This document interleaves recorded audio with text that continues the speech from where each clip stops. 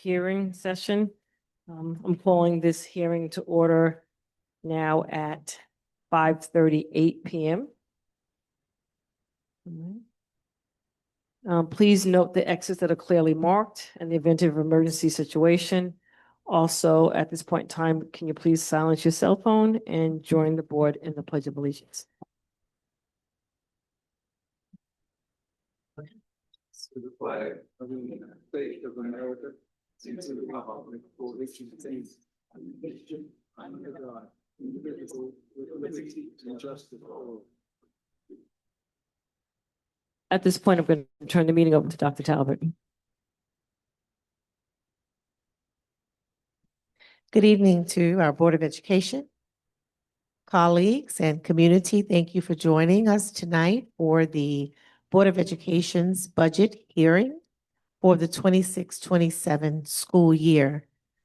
Tonight, we will not present any new information, but basically provide an overview of the budget that we're asking the community to vote on May 19th. And so without further ado,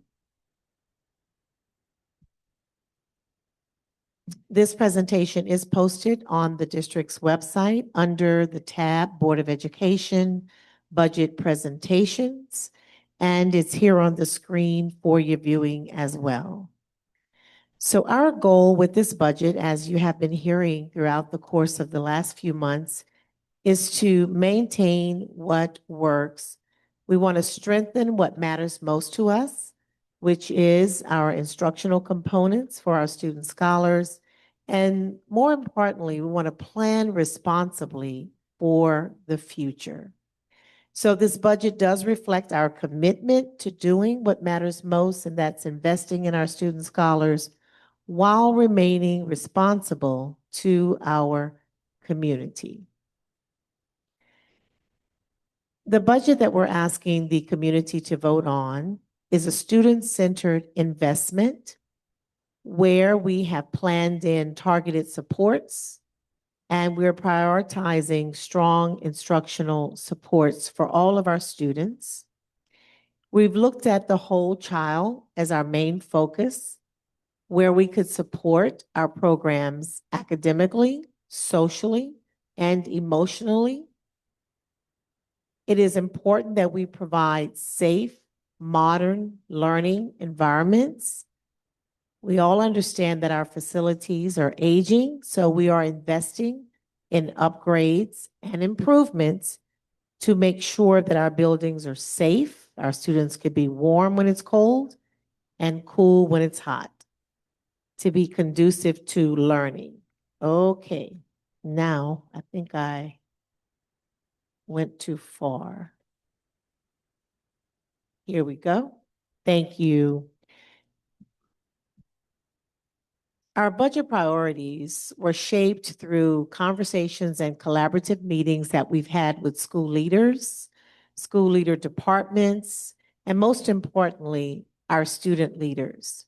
Our student school board members were a vital part of shaping the voice behind requests that students wanted, along with the superintendent's student leadership council, and they traveled from school to school, and they sat in focus groups, and they heard what was most important to their peers. And so their feedback is included in this budget.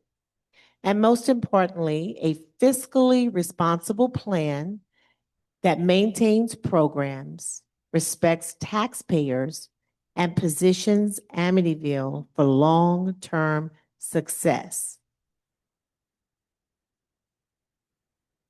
So we want to remind everyone around our shared vision for the future of Amityville. This budget contains a nominal increase of 2.64% over last year's budget.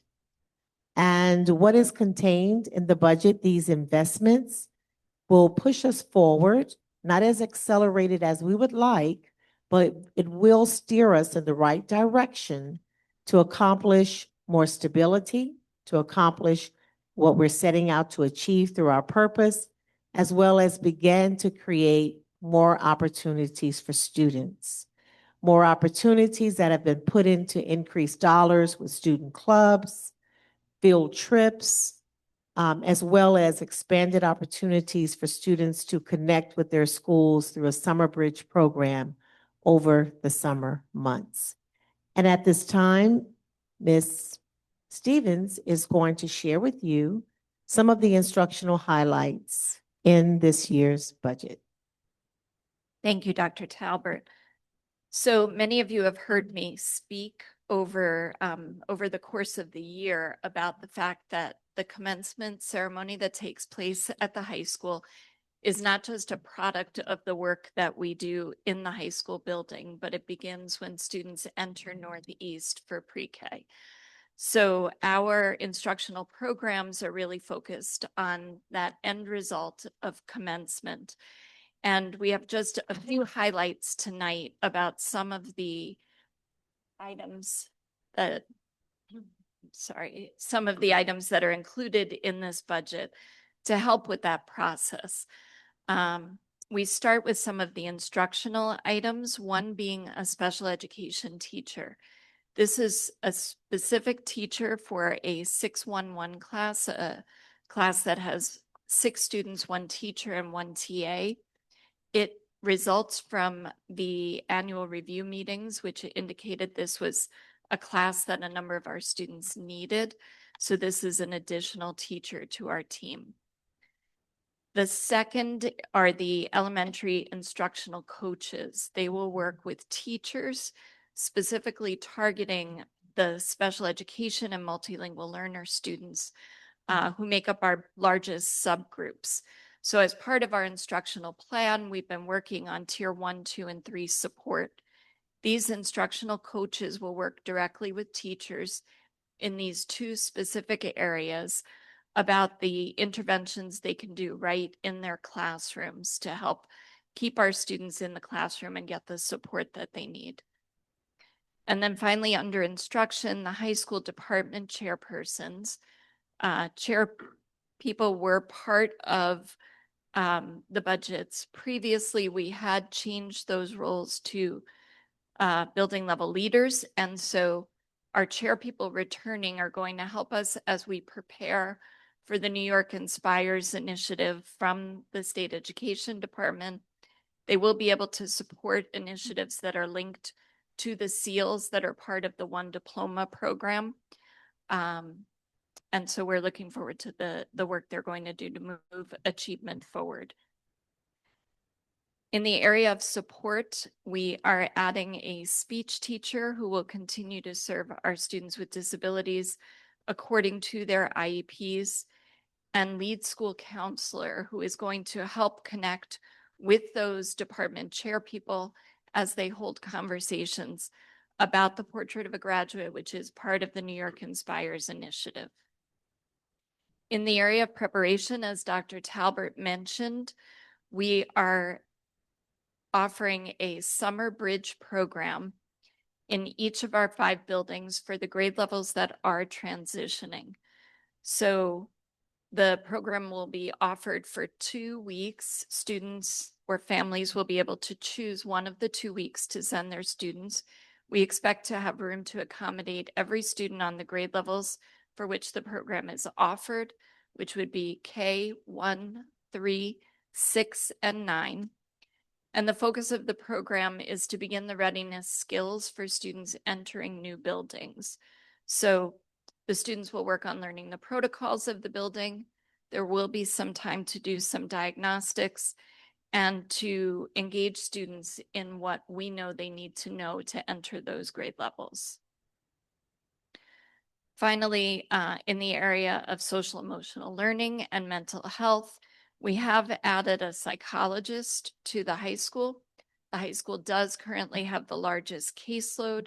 This psychologist would be able to help not only with the mandated counseling services and testing, but also with any of the mental health needs that our high school students encounter. And finally, again, as Dr. Talbert mentioned, conversations with our students have indicated that they could benefit from a meditation room. And so the meditation room within the budget would give us an opportunity to furnish it appropriately. And I'm going to pass it on now to Dr. Lambda.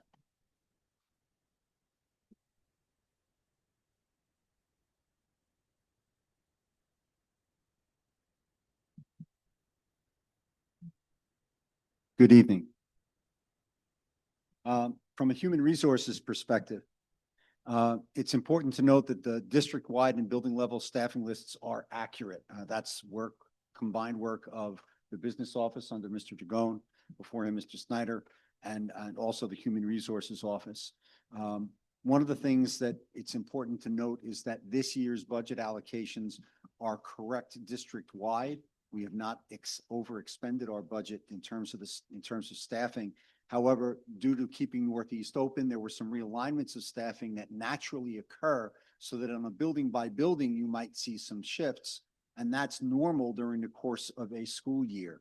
The reason for that is that there are retirements. There are people who leave the district and get promoted that we can't anticipate, and in some cases, staff members are shifted, and as a result of that, their budget lines change. So building by building may look a little different. However, district-wide, the codes are accurate, and you can expect them to be accurate as we leave this school year. However, when we get to the beginning of next school year, you may see some shifts again, because we can't know everybody that will make a change at the time a budget is created. You see that the lines match allocations. They include costs for the initiatives that you see. In order to keep my slide to one page, I did not list them all, but I do reiterate for the instructional piece from Ms. Stevens, instructional coaches, the MLL and special education, and department chairpersons. However, each of the bullets that were instructional that Ms. Stevens spoke about could appropriately be included here. The other thing is that from my perspective as a newcomer to the district, the staffing levels are appropriate for the student population, the size of the student population and the courses that we offer.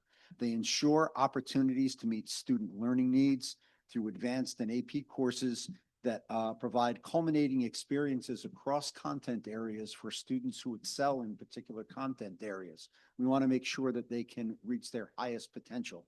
Likewise, they're appropriate for our students to meet their IEP requirements and have the appropriate numbers and types of sections that meet these student needs.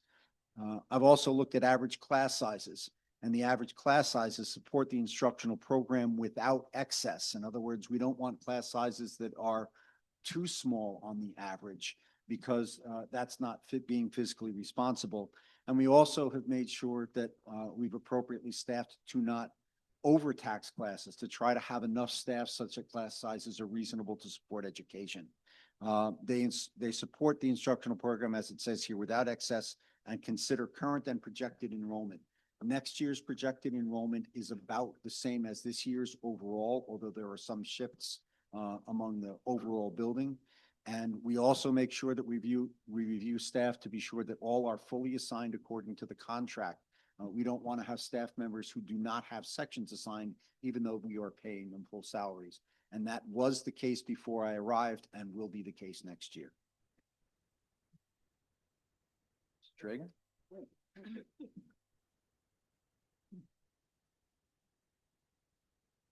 So to give you an overview of the fiscal aspects of this budget,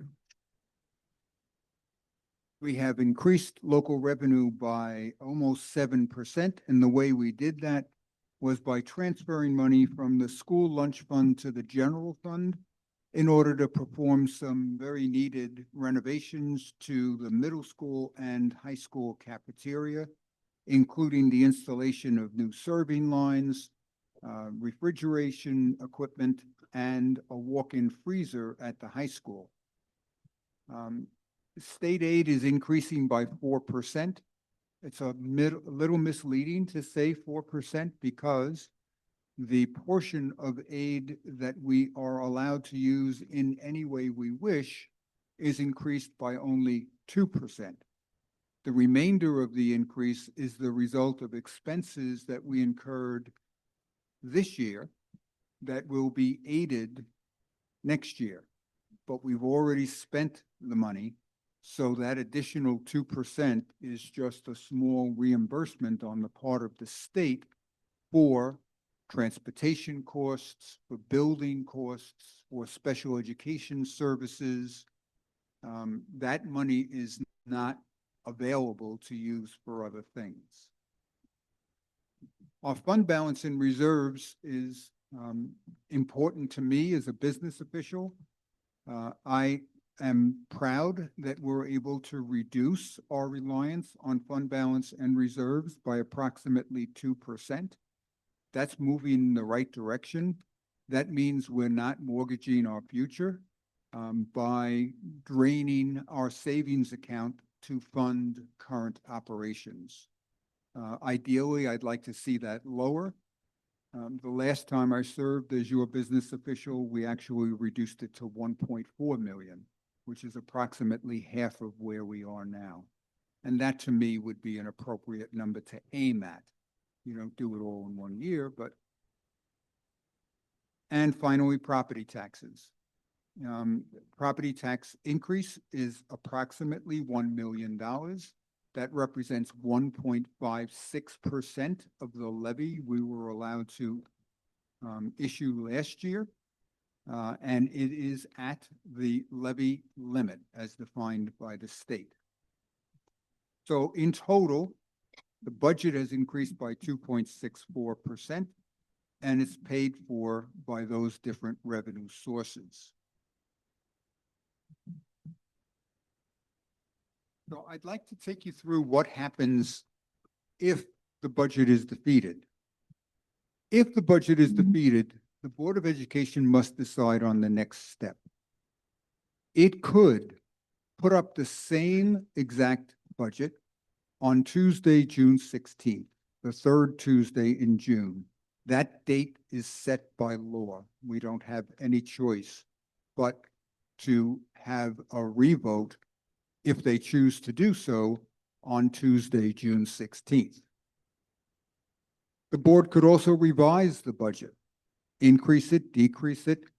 They could make a budget that they think might be more palatable to the community and present that budget for a vote again on Tuesday, June 16th. Or they can adopt a contingency budget. A contingency budget is a budget that cannot have certain elements in it, which I'm going to describe to you now. If the budget is defeated again on June 16th, the board has no choice. They must adopt a contingency budget. Sometimes this is referred to as austerity. And under this contingency or austerity budget, the tax levy can be no higher than it was the previous year.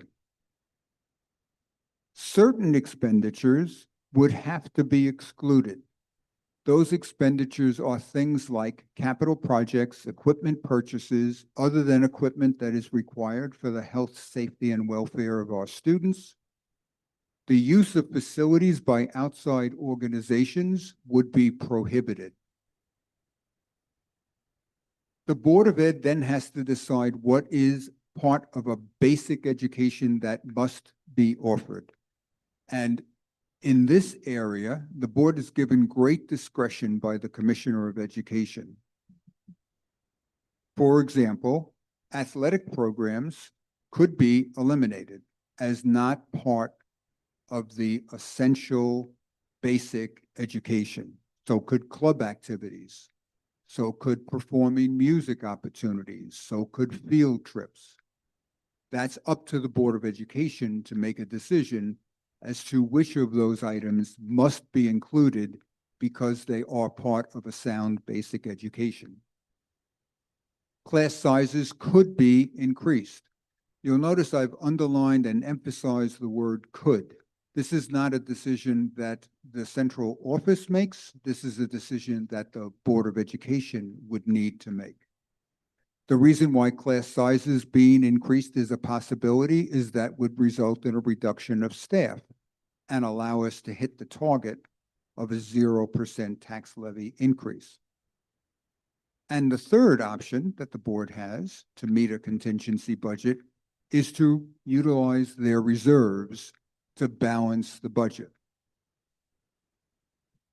So at this point, we would like to offer to the board and then to the community an opportunity to ask us any questions that they would like. Does the board have any questions? Yes.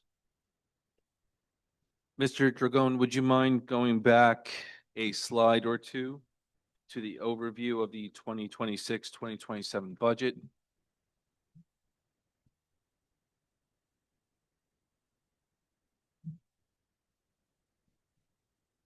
Not a question, and I'm not going to belay the point, but putting aside the record-breaking multi-million-dollar surplus, putting aside the projected 2.3 surplus from this year, putting those amounts aside, looking at the total amount of state aid, that alone could cover the 1.56%, making a 0% tax levy increase, and have $800,000 to spare. It's not particularly a question towards Mr. Dragon because the board has made its decision to do that. But I just wanted to point that out. Thank you. Any other questions or comments from the board?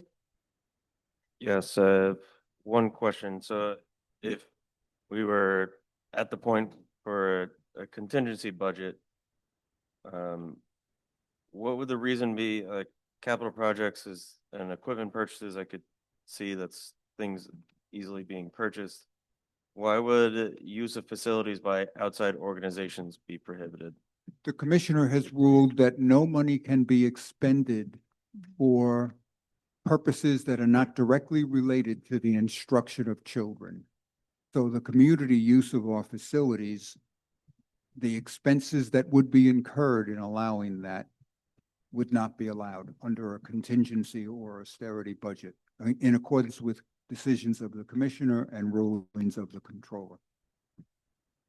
And so now the existing budget, is there anything in the budget stating an amount set aside for use of facilities? No, but we do have, we do incur costs. We keep the lights on, we heat the place, we have custodians, we have security. All of those costs would be disallowed. Thank you.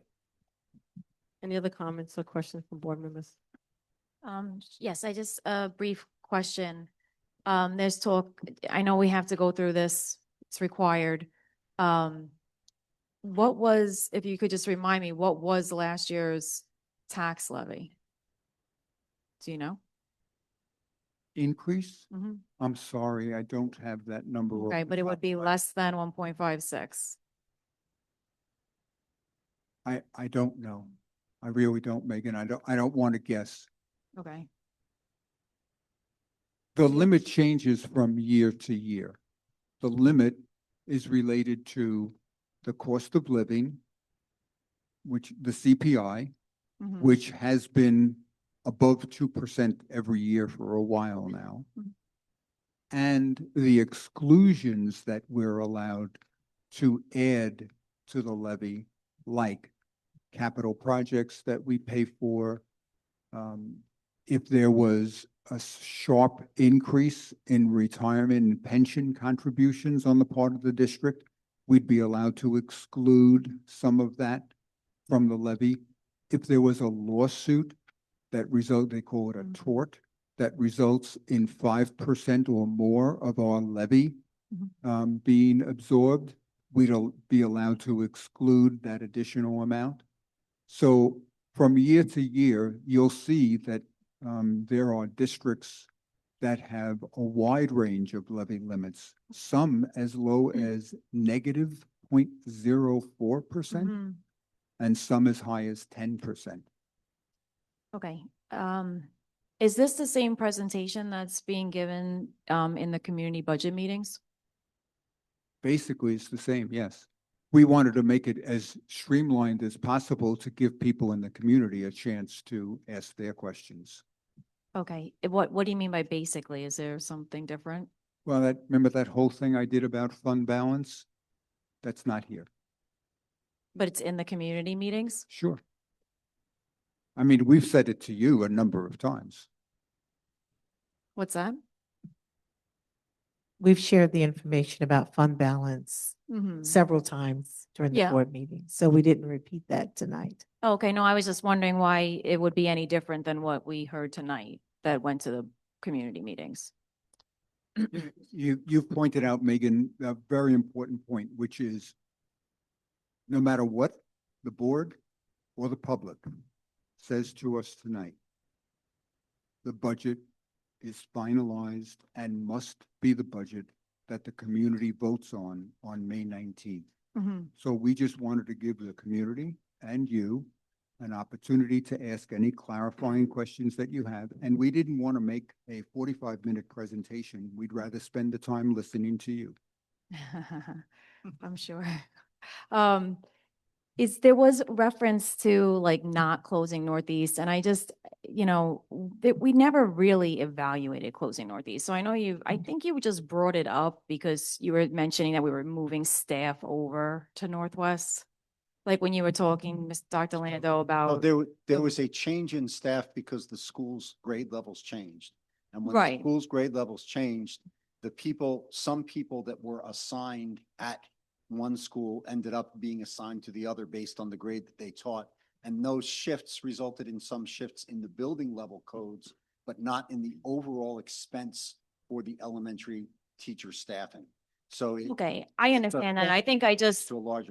got stuck on mentioning like not closing Northeast because we never really evaluated closing Northeast. We decided to move kindergarten back to Northeast. So I just got stuck on that.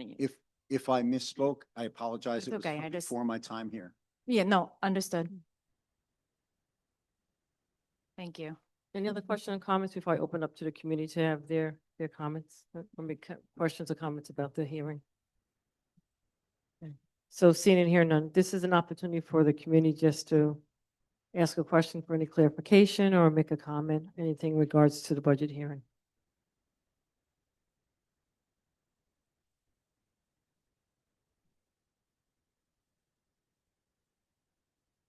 Good evening, Chris. Hold on one second, please. Hold on one second. Hold on one second, please. You need to. I'm sitting close enough stand close enough to everybody that you should be able to hear me anyway. No, it's not that. We just have to set, we have to set It's the the timer. All the time, okay. Yeah. my- All right, go ahead, Mr. Field. Okay, Megan had brought up, okay, to me, it's kind of like the elephant in the room. Okay, if we go to a contingency, the public does not get to vote on that, and you have to like scale it back, however you scale it back. Mhm. Now, the key words here, and correct me if I'm wrong. Tax levy no higher than previous year. What is to prevent this board, before many of them go away? What is, let's say, put a 2.5 or whatever it was, tax levy in there? If Okay, it goes through it's- contingency, that tax levy should be zero. And it will be. If the budget is defeated twice, Okay, the tax Right. levy increase will be by law 0%. but that's not what you said. You said the tax levy no higher than previous year. Right. That's 0%. 0%. That's no increase. year That's a over 0% increase. Okay, I mean, if it comes to that, I hope that's exactly what you do. Thank you, and I'm done. Thank you. Any other questions or comments in regard to the budget hearing? Okay. All right, seeing and hearing none, can I have a motion to adjourn? Lisa, can I just ask another question not on the budget hearing? Is that okay? No, the focus is the budget hearing tonight. I can't ask a question since the board is here. No, the focus is the budget hearing, that's it. All right. Can I have a motion to adjourn the meeting at 6:08, please? Can I have a motion to adjourn at 6:08, please? So moved. Second. Leslie Kretz is first, Chris Nairn is second. All those in favor? Aye. Aye. Aye. Anyone opposed? Opposed, I wanted to ask a question since the board was Motion is, in a meeting. motion carries 4-2. Did you, are you, Well, are you yes or no? No, Motion No, carries I 4-2. think, The meeting is Megan adjourned. Thank could you. respectfully, as a board member, be given the courtesy of The that. meeting is adjourned. Thank you. Board hearing, it's board hearing, that's it. There's no-